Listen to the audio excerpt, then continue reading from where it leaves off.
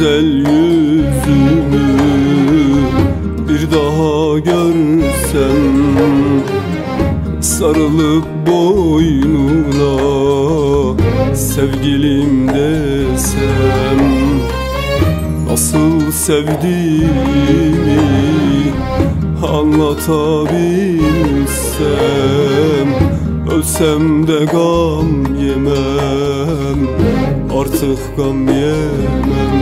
Ah, ölsem de gam yemem, artık gam yemem.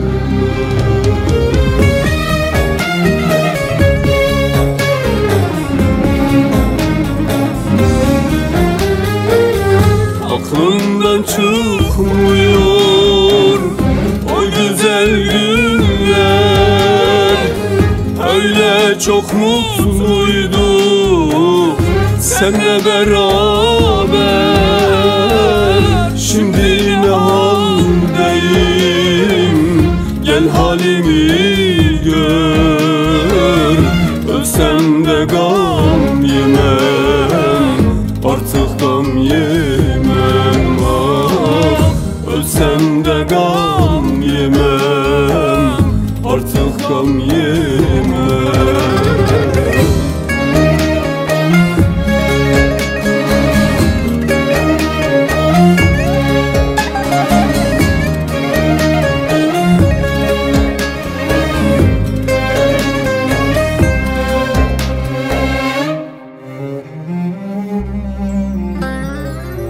Gözümde tütüyor senin hasretin, hep gamlı kederli geçti günlerim.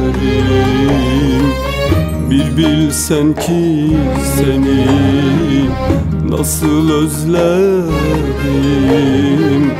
ölsem de gam yemem, artık gam yemem. Ah, ölsem de gam yemem, artık gam yemem.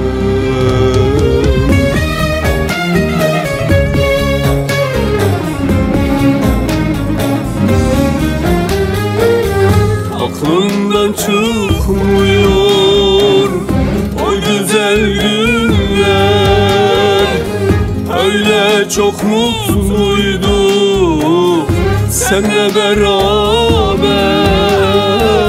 Şimdi ne haldeyim, gel halimi gör, ölsem de gam yemem, artık gam yemem. Ah, ölsem de gam yemem, artık gam yemem. Aklımdan çıkmıyor o güzel günler, öyle çok mutluyduk seninle beraber. Şimdi ne haldeyim, gel halimi gör, ölsem de gam yemem, artık gam yemem. Ah, ölsem de gam yemem, artık gam yemem. Aklımdan çıkmıyor o güzel günler, öyle çok mutluyduk seninle beraber.